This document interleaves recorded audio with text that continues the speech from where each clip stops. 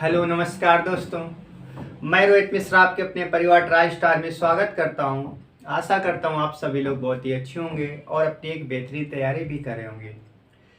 जैसा कि आपको ज्ञात है, हम बात करें अपने महामिशन बैच की बात करें, जिस बैच का आगाज हो चुका था। इसमें हम आपको पढ़ा रहे थे एवरेज यानी कि औसत। औसत में मैंने आपको पार्ट 1 पार्ट 2 उसमें मैंने बेसिक बताया और अच्छे लेवल के क्वेश्चन भी सिखाए। आज हम उसी कड़ी को आगे बढ़ाते हुए औसत में और भी महत्वपूर्ण क्वेश्चन देखने वाले हैं। ऐसे क्वेश्चन जो किसी ना किसी एग्जाम में पूछे गए हैं और आपके एग्जाम में ये परफेक्ट पूछे जाएंगे। आपको पता होगा कि पेट में 25 नंबर की टोटल मैथ आनी है। 25 में से 5 नंबर की हमारी जो अर्थमेटिक हम पढ़ रहे हैं, 5 नंबर का क्वेश्चन यहाँ से पूछा जाएगा और 20 नंबर का आपसे क्या पूछा जाएगा, डीआई पूछा जाएगा। तो उस 5 नंबर को हमें क्या करना है, एक एक नंबर एग्जाम में आपको पता होगा कि एग्जाम में एक नंबर अपने आप में बहुत महत्वपूर्ण होता है। हमें हर एक पॉइंट को कवर करना पड़ेगा, हमें हर उस बिंदु को पढ़ना पड़ेगा जहां से आपके एग्जाम में क्वेश्चन पूछे जाते हैं। हमें अपना 100% देना पड़ेगा और बाकी डिपेंड करता है एग्जामिनर पर, लेकिन हमें अपना 100% देना होता है। ठीक है, तो चलिए हम शुरुआत करेंगे, औसत की बात करेंगे। औसत में मैंने काफ़ी कुछ आपको पढ़ा दिया है। अब हम क्या करेंगे, इसमें कुछ और महत्वपूर्ण आज क्वेश्चन देखने वाले हैं। चलिए, तो आज का हमारा पहला क्वेश्चन क्या रहने वाला है। आज का हमारा पहला क्वेश्चन ये है कि एक कक्षा में 30 छात्रों का औसत भार 25 किलो है। एक कक्षा में छात्रों का औसत भार 25 किलोग्राम है। औसत भार 25 केजी है, 25 किलोग्राम है। ठीक है, फिर कहा गया है यदि कक्षा अध्यापक का भार 20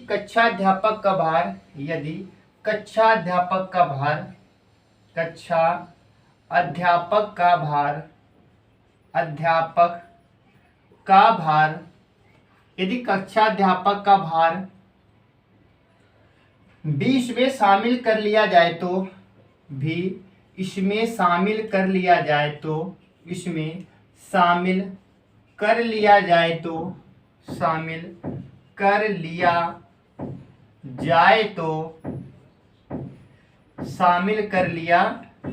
तो यदि इसमें शामिल कर ले तो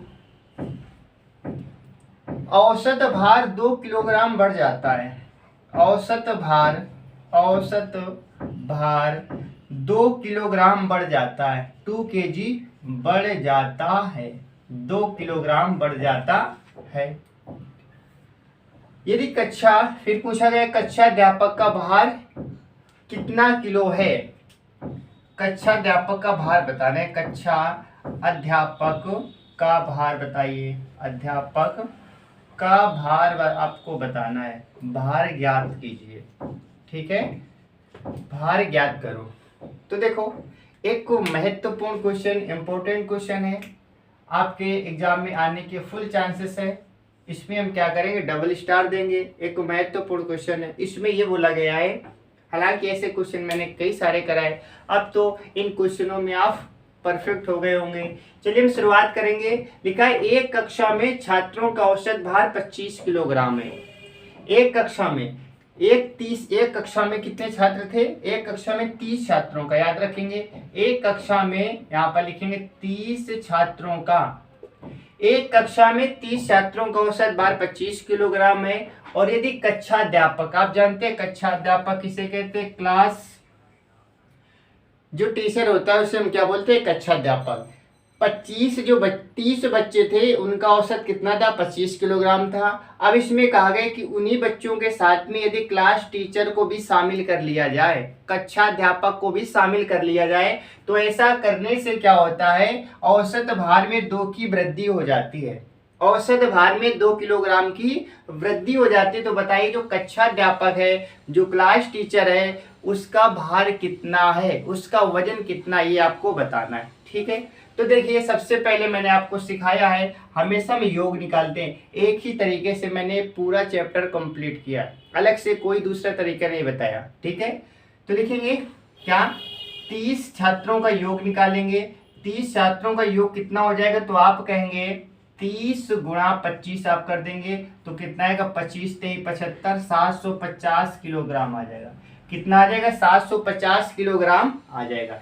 ये तो 30 बच्चों का है, लेकिन आपसे कहा गया इसमें यदि एक टीचर को भी शामिल कर लिया जाता है तो 2 की वृद्धि हो जाती है। तो पहले 30 लोग थे, अगर इसमें टीचर को शामिल करेंगे तो एक जनसंख्या बढ़ जाएगी। तो आप कहेंगे टोटल कितने पर्सन हो जाएंगे, 31 पर्सन हो जाएंगे, 31 लोग हो जाएंगे। लेकिन भार पहले कितना था, 25 किलोग्राम था, अब उसमें 2 की वृद्धि हो जाएगी तो आप कहेंगे भार कितना हो जाएगा, 27 किलोग्राम हो जाएगा। कितना हो जाएगा, 27 किलोग्राम हो जाएगा। 27 किलोग्राम हो जाएगा तो हमें क्या करना है, 31 लोगों का योग निकालना है। इसमें मल्टीप्लाई करेंगे, 31 का योग निकालेंगे। तो देखिए मल्टीप्लाई कर लेते हैं, 1 का करेंगे 27 बना रहेगा, 3 का करेंगे 3 21 हो जाएगा, और 3 दूना 6 2 8, जोड़ेंगे 7 3 8, 837 आ जाएगा। कितना आ जाएगा, 837 किलोग्राम आ जाएगा। कितना आएगा, आप कहेंगे 837 किलोग्राम आ जाएगा, ठीक है। 30 लोगों का भार इतना है, 31 लोगों का भार इतना है। आपसे पूछा गया बताइए टीचर का भार क्या होगा, तो आप कहेंगे ये जो भार 750 किलोग्राम है ना, ये तो बच्चों का है।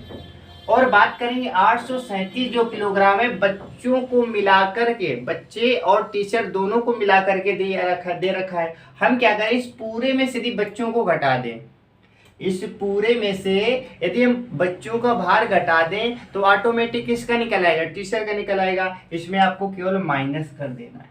क्या करना है, माइनस कर देना है।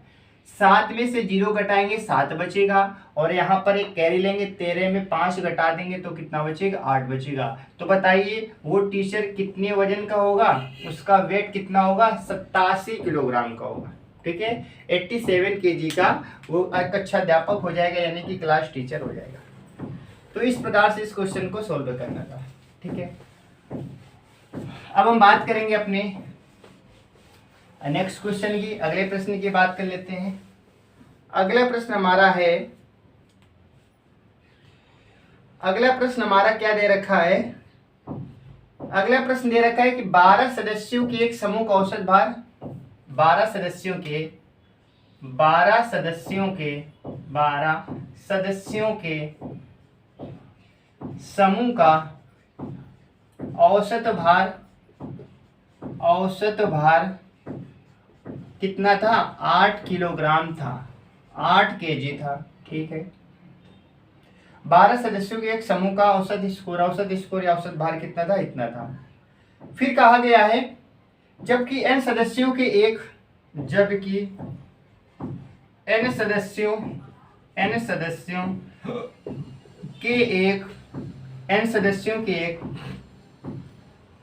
अन्य समूह का औसत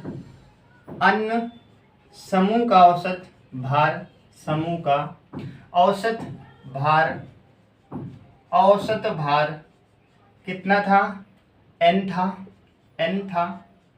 फिर बोला गया है यदि संयुक्त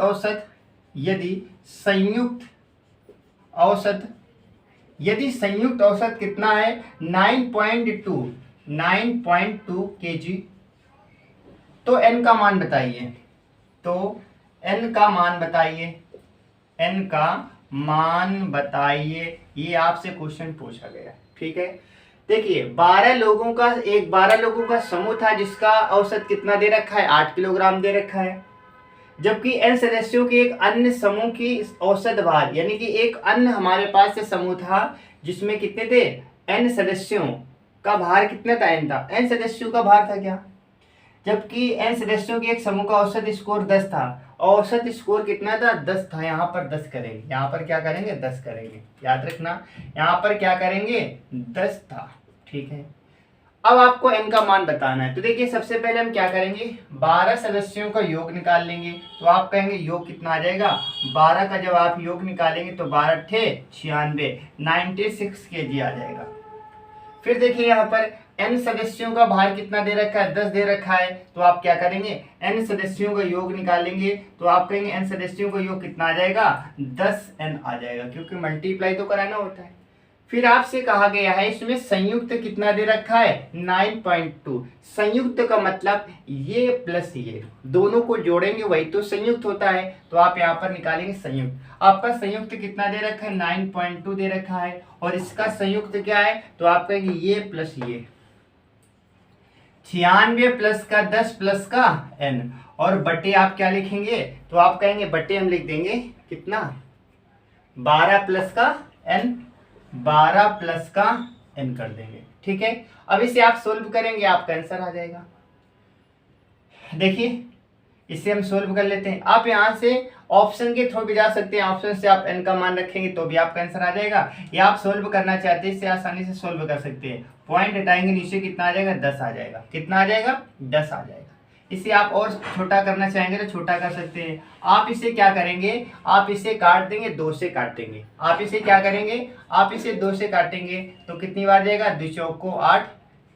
इसके बाद हमारे पास क्या बचेगा, तो आप कहेंगे 1 बचेगा, 12 हो जाएगा, 2 छक्का 12, 2 से काटेंगे 5 बार, तो आप कहेंगे 46/5 क्या होगा, ये आ जाएगा। यानी इसे हम क्या करें, इरेज करके 46/5 लिख सकते हैं। आप कहेंगे बिल्कुल 46 बटे हम क्या करेंगे, यहाँ पर 5 लिख देंगे। अब क्रॉस मल्टीप्लाई करेंगे, थोड़ा सा आसान हो जाएगा।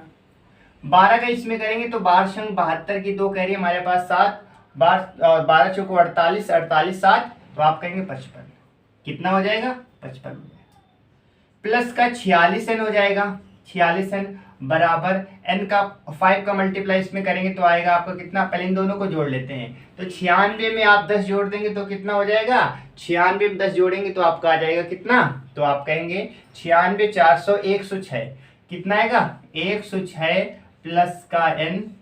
ठीक है, और साथ ही साथ इसमें एक चीज और याद रखेंगे, अभी आपको n का मल्टीप्लाई कराना है, इसमें मल्टीप्लाई कराना है। अब इतना हम आपके लिए दे रहे हैं, ठीक है, क्योंकि जगह इसमें नहीं और टाइम भी हमारे पास इतना नहीं है, तो हम क्या करेंगे, इतनी कैलकुलेशन आप कर सकते हैं।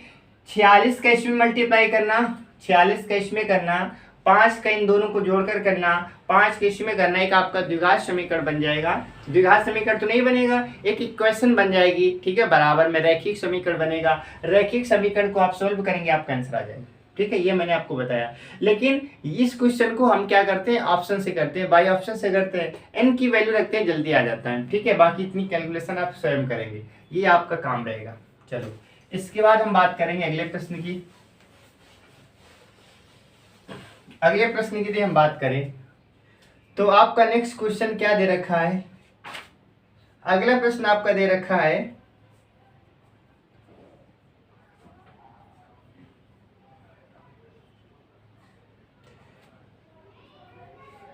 ठीक है, अगला प्रश्न अपनी तरफ से हम ले लेते हैं। अब मैंने अधिकतर मोस्टली सारी चीजें मैंने आपको पढ़ा रखी है। अब हमें 2 चीजें और पढ़नी है। क्या, वर्गों का औसत पूछा जाता है आपसे, वर्गों का योग पूछा जाता है, घनों का योग पूछा जाता है, प्राकृतिक संख्याओं का औसत पूछा जाता है, सम प्राकृतिक संख्याओं का औसत पूछा जाता है, विषम का पूछा जाता है, ये सारी चीजें पूछी जाती है। हालांकि मैंने पहली क्लास में आपको इससे संबंधित कई सारी चीजें मैंने बताई थी, एक बार फिर से समझने का हम प्रयास करते हैं। याद रखेंगे, मैंने आपको बताया था कि जब अंतर सेम होता है, क्या होता है, अंतर जब बराबर होता है या सेम होता है, बराबर होता है या सेम होता है, तो मैंने आपको बताया था कि जब औसत निकालते हैं, एवरेज निकालते हैं, तो फर्स्ट नंबर प्लस का लास्ट नंबर, फिर मैंने बताया था बटे आपको क्या करना होता है, 2 करना होता है। क्या मैंने ये चीज आपको सिखाई थी, आपका जी बिल्कुल सिखाई थी। जब अंतर सेम होता है तो हम पहली संख्या प्लस का क्या करते हैं, अंतिम संख्या और बटे 2 कर देते हैं, यही हमारा क्या होता है, औसत होता है। जैसे उदाहरण के तौर पर समझेंगे, मैंने कहा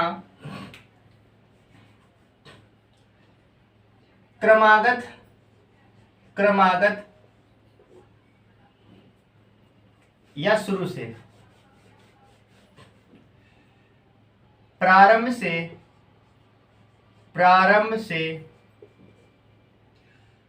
क्रमागत 15 संख्याओं का औसत का औसत बताइए, औसत बताइए। ठीक है, मैंने कहा लगातार 15 संख्याएं यदि लिखी जाए तो उनका औसत क्या होगा, तो आप कहेंगे इसका औसत क्या होगा 1।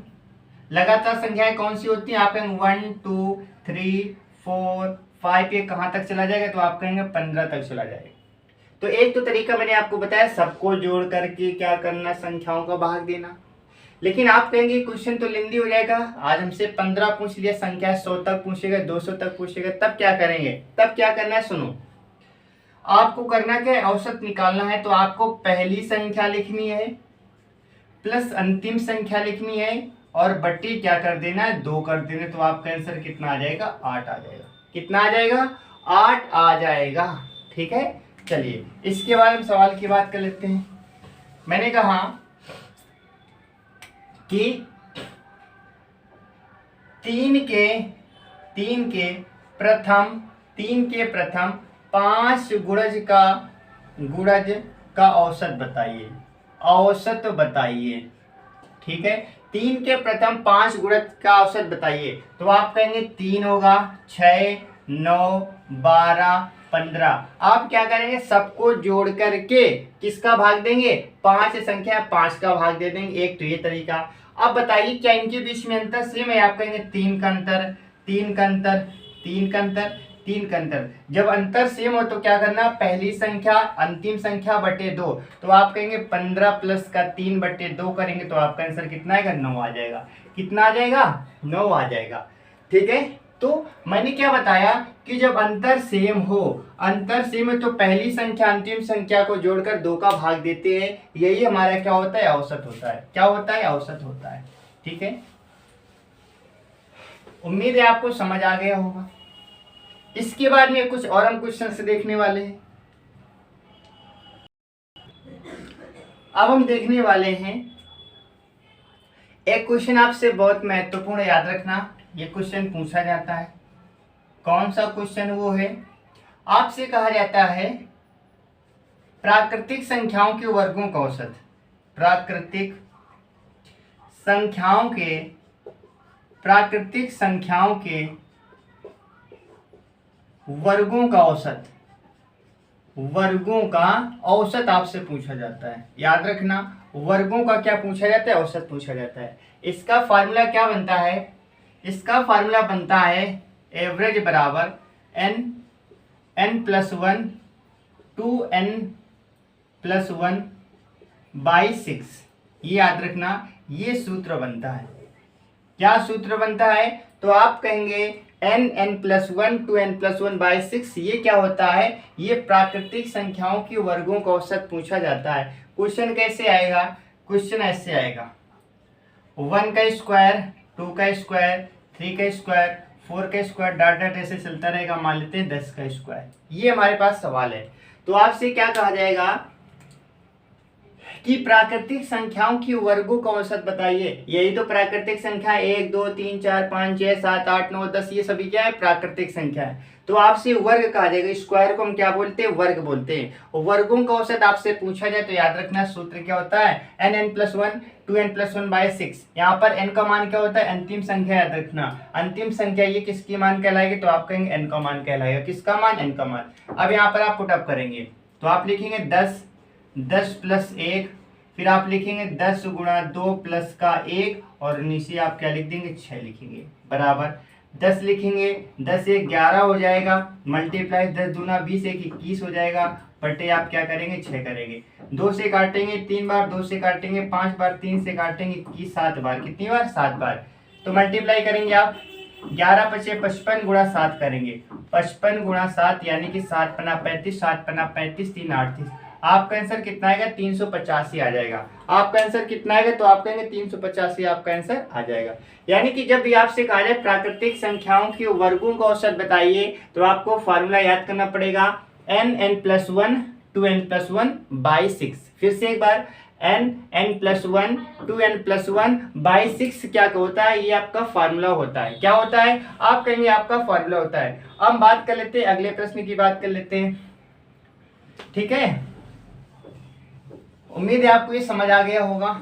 इसके बाद हम बात कर लेते हैं, एक अगले प्रश्न की बात कर लेते हैं। आपसे घनों का औसत भी पूछा जाता है। क्या पूछा जाता है? घनों का औसत पूछा जाता है। जैसे मैंने आपको वर्गों का बताया, ऐसे होता है प्राकृतिक संख्याओं के घनों का औसत। प्राकृतिक संख्याओं के घनों का औसत, के घनों का औसत पूछा जाएगा। घन का मतलब क्या होता है? घन का मतलब होता है क्यूब। क्या होता है? क्यूब होता है। इसका सूत्र क्या होता है? तो याद रखना, औसत बराबर होता है n+1 का स्क्वायर बटे 4। ये आपका सूत्र होता है। क्या होता है? n+1 का होल स्क्वायर बटे 4, ये आपका सूत्र होता है। सवाल कैसे आएगा? सवाल ऐसे आ जाएगा, प्राकृतिक संख्याओं के घनों का औसत, तो आप कहेंगे 1 का क्यूब, 2 का क्यूब, 3 का क्यूब, डॉट डॉट ऐसे आ जाएगा। मान लेते हैं 5 का क्यूब आ गया या 6 का क्यूब आ गया। ठीक है, तो आपसे कहा जाएगा कि प्राकृतिक संख्याओं के घनों का औसत बताइए, तो सूत्र याद रखना n+1 का होल स्क्वायर बाई 4 होता है। सवाल को सॉल्व कैसे करेंगे? आप कहेंगे लास्ट की जो संख्या होती है किसका मान है? ये n का मान है। आप यहाँ पर रखेंगे तो आप क्या करेंगे? 5 ब्रैकेट में 5 प्लस का 1, इसका कर देंगे स्क्वायर और नीचे क्या करेंगे? 4 कर देंगे। फिर आप लिखेंगे 5 गुणा 5 1 6, 6 का स्क्वायर क्या होता है? तो आप कहेंगे 36। क्या होता है? 36 बटे आप 4 करेंगे, 4 से काटेंगे कितनी बार? 9 बार। 9 पन्ना 45 आपका क्या होगा? राइट आंसर आ जाएगा। 9 पन्ना 45 क्या होगा? आपका राइट आंसर आ जाएगा। तो आपको ये दोनों सूत्र याद रखने पड़ेंगे। वर्गों का औसत पूछा जाए तो n+1 2n+1/6। घनों का औसत पूछा जाए तो आप कहेंगे n+1 का होल स्क्वायर होल अपॉन 4। ठीक है, ये दोनों आपको फार्मूले याद करने पड़ेंगे और आप किसी भी क्वेश्चन को आसानी से कर पाएंगे। उम्मीद है आपको ये क्वेश्चन समझ आ गए होंगे, क्योंकि ये हमारा टॉपिक आज क्या होगा? पूरी तरह से कंप्लीट हो जाएगा। मैंने हर वो एक पॉइंट को कवर किया है जो आपके एग्जाम में पूछा जाता है। ठीक है, चलिए इसके बाद में 1-2 क्वेश्चन और देख लेते हैं, फिर इसके बाद हम क्या करेंगे? अपनी क्लास को यहीं पर एंड करेंगे। चलिए देख लेंगे 1-2 क्वेश्चन और। हाँ, ये क्वेश्चन इंपॉर्टेंट क्वेश्चन याद कर रखेंगे। 50 संख्याओं का औसत 30 आया। 50 संख्याओं का औसत 30 आया। इंपॉर्टेंट क्वेश्चन है। 50 संख्याओं का औसत, 50 संख्याओं का औसत 50 संख्याओं का औसत 30 कितना आया? 50 संख्याओं का औसत 30 आया। 30 आया। ठीक है, फिर कहा गया है बाद में पता चला कि बाद में पता चला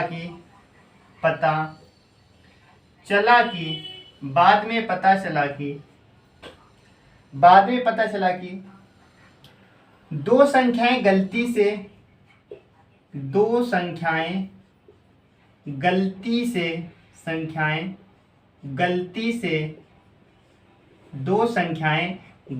से 28 तथा 31 की बजाय 82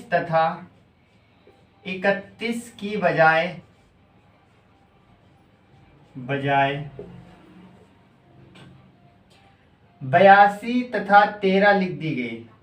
82 तथा 13 लिख दी गई। 82 तथा 13 लिख दी गई। ठीक है, अच्छा सही औसत कितना है? सही औसत आपको बताना है। सही औसत आपको क्या करना है? बता देना। ठीक है, 28 31 और 82 13। ठीक है, 28 31 और 82 13। ठीक है, 82 13। तो देखो 50 संख्याओं का औसत 30 आया, 30 निकल कर आ गया, मतलब रिजल्ट हो गया। लेकिन गलती क्या हो गई? दो संख्याएं गलती से 28 31 की जगह 82 13 लिखना था, 28 लिख दिया 82, लिखना था 31 लिख दिया 13, जिससे क्या हुआ? औसत। अब हमारा सही औसत क्या होगा? क्योंकि औसत तो अब गलत हो जाएगा ना। जब संख्याएं गलत लेंगे तो औसत क्या होगा? गलत हो जाएगा। तो आपको बताना है सही औसत क्या होगा। तो आप कहेंगे इसमें क्या है? पहले हम देखेंगे तो कुल मिलाकर हमारा औसत कितना आया। तो आप कहेंगे इसका योग निकाल लेते हैं। क्या करेंगे? योग निकालेंगे। तो आप कहेंगे 50 गुणा 30 करेंगे। 50 गुणा 30 करेंगे, योग आ गया। लेकिन क्या ये योग सही है? तो आप कहेंगे बिल्कुल भी योग नहीं सही है। ये हमारा क्या है? तो आप कहेंगे गलत है। गलत क्यों है? क्योंकि लेना था 28, ले लिया 82, लेना था 31, ले लिया 13। यानी कि कहीं ना कहीं संख्याएं ज्यादा ले ली। 28 से 31 82 बन गए और 31 से 13 अंतर आया ना। तो आप क्या करेंगे? जो संख्या ली है उसमें से जो संख्या लेनी थी उसको माइनस कर दीजिए, है ना। तो आप क्या बोलेंगे? माइनस यहां पर कर दीजिए 82 प्लस का 13 और माइनस इसमें क्या करेंगे आप? 28। इसमें माइनस क्यों करेंगे? प्लस करेंगे ना। हाँ, 28 प्लस का 13, 28 प्लस का 31, क्या करेंगे? 28 प्लस का 31। लेकिन आपसे कहा गया कि औसत बताइए, तो आप जानती हैं औसत क्या होगा? 50 आ जाएगा, क्योंकि संख्या तुम्हारी आज भी 50 है। फिर से एक बार समझेंगे कैसे मैंने बनाया। 50 संख्याओं का औसत इतना था, मैंने कहा 50 संख्याओं का योग निकाल लेते हैं, आप कहेंगे इतना आ गया। लेकिन ये सवाल गलत हो गया। क्यों गलत हो गया?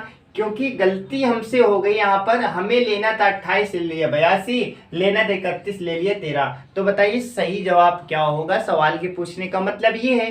तो सवाल में आप कहेंगे कि 82 ले लिया, 28 से 82, तो अंतर तो आना ही आना है। 31 की जगह 13 ले ले तो अंतर तो आना ही आना है। मान लेते हैं 28 31 छोड़ देते हैं, लिया क्या? 82 13। क्या लिया? 82 13। इन दोनों को जोड़ दीजिए, इन दोनों को जोड़िए। लेना था 28 31, इन दोनों को जोड़िए। ये जो लिया और जो मैं लेना था इसको घटा देंगे तो आप तो शेष निकल आएगा ना। आप कहेंगे बिल्कुल निकल आएगा। तो देखिए 5 3 15, 1500 आ जाएगा, माइनस का जोड़ेंगे तो आप कहेंगे 3 2 5 और 8 1 9। फिर यहाँ पर माइनस 8 1 9 और 3 2 5, 59 आ जाएगा। और आप नीचे क्या लिखेंगे? आप नीचे लिख देंगे कितना? 50 लिखेंगे। क्या लिखेंगे? 50 लिखेंगे। यहाँ पर कितना आएगा? प्लस आएगा। क्यों? क्योंकि जोड़ेंगे तभी तो पता चलेगा। कितना आ जाएगा? तो आप क्या करेंगे?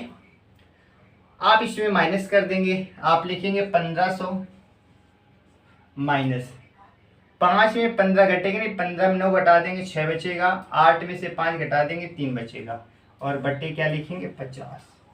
घटा दिए, 10 में 6 घटा देंगे 4 बचेगा, 9 में 3 घटा देंगे, 9 में 3 घटाएंगे तो 6 बचेगा, 6 3 9, यहाँ पर बचेगा 4, यहाँ पर 1। 50 का भाग देंगे और जैसे आप 50 का भाग देंगे तो आपका आंसर आ जाएगा। ठीक है, आप 50 का भाग देंगे तो आपका आंसर आ जाएगा, जो भी आ रहा होगा। तो ये क्वेश्चन आपको करना था। बताइए ये क्वेश्चन समझ आया आपको?